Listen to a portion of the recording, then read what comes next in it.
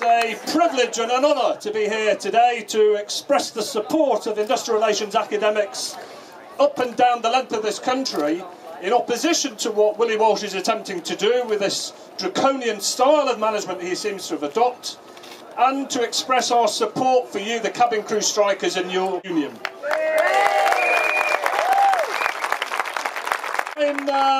I've been teaching and researching within the field of industrial relations and trade unionism for the last 25 years. I'm a member of the National Executive of the British Universities Industrial Relations Association, and as your chair has said, I helped to put together the statement, the declaration, that was signed by over 100 IR academics across the country expressing support for you. And the reason why we did this is because we've been absolutely astonished and outraged at the scale of the attack which you have been confronted with. I mean, a few years ago they used to talk about human resource management, a new style of approach that would be brought in, that would do away with the old them and us conflicts of the past, that would do away with the need for trade unionism and strikes. And instead, in its place, there would be a new style of sophisticated management that would engage in employee involvement, employee engagement, would treat the workforce in a humane and proper fashion, and therefore have more consensual relations. Well, I have to say, there's very, very little evidence, isn't there? And you've had first-hand experience of this. Very little evidence whatsoever of a newfound relationship other than a brutal and macho-style form of management which has been adopted by British Airways. And we're opposed to it, because purely, not only just on its legitimate basis of your interest, but also because of what it represents, more broadly, as to why I think so many industrial relations academics, from the LSE, from Oxford University, from many universities up and down the country, were prepared to take this step. This was a fairly unprecedented step. We've never done this before.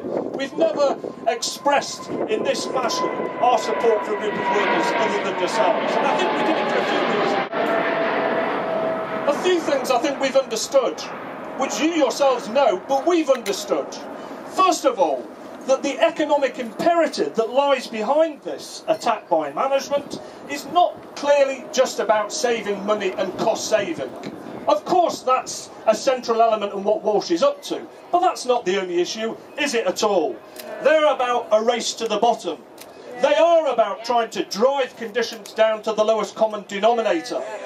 They are about trying to transform the terms and conditions of employment which you have enjoyed and built up over many years, by trying to use a two-tier workforce to transform this. And I think that as a consequence of this, this is something which is outrageous. It's more than, in terms of proper industrial relations management, of attempting to seek compromise and so on, it's beyond the step of normal negotiation, and one which I think you're totally justified in resisting. Unequivocally about union busting. It's about trying to smash the union. It's about trying to break responsible. You know, and it makes you laugh, doesn't it? When managers talk about we recognise trade unions, we accept that they have a role to play. Yes, but the only type of trade unions they want, seemingly, are ones which are completely compliant, completely accept what management wants, goes along with their diktats. And that, quite frankly, is completely and utterly unreasonable. The way, the style of bullying, the sheer intimidation, the climate of fear that you have had to undergo is absolutely shocking and outrageous, and one which I think has led to this signature, the signatures that we've in addition, I think we've been fantastically impressed at the heroic and inspiring nature of your resistance. You know, and I mean this genuinely, and it's, you know, it's an honour for me to see you.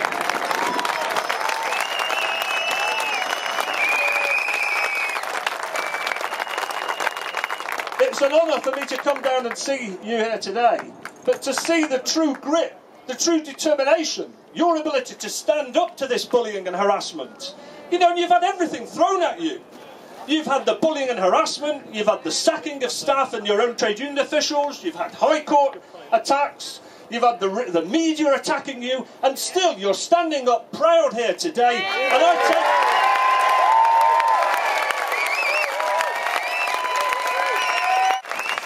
take my hat off to you.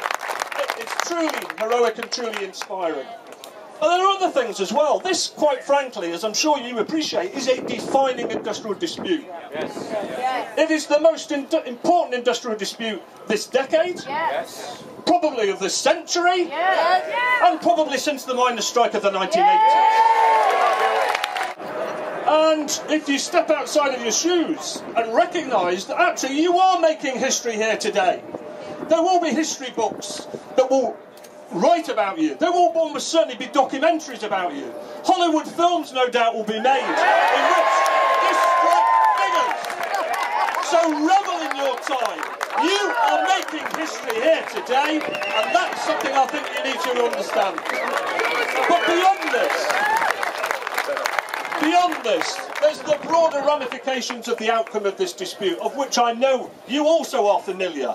The fact is, with the new coalition government that's talked about £6.2 billion of cuts within public spending, there are many millions of workers in local government, in the health service, and beyond groups of workers. We're told it's an age of austerity in which workers are going to have to put up with transformed conditions. And many groups of workers are confronted, perhaps not in the same acute form that you guys are, but the similar things of pay freezes, of cuts to jobs, of an attempt to bring in new, cheap, malleable labour that can replace the existing staff, of attempts to erode the pension rights that have been built up over many years. So whether you like it or not, you stand at the front line of trade union struggle in Britain today, and therefore the outcome of this dispute is fantastically important.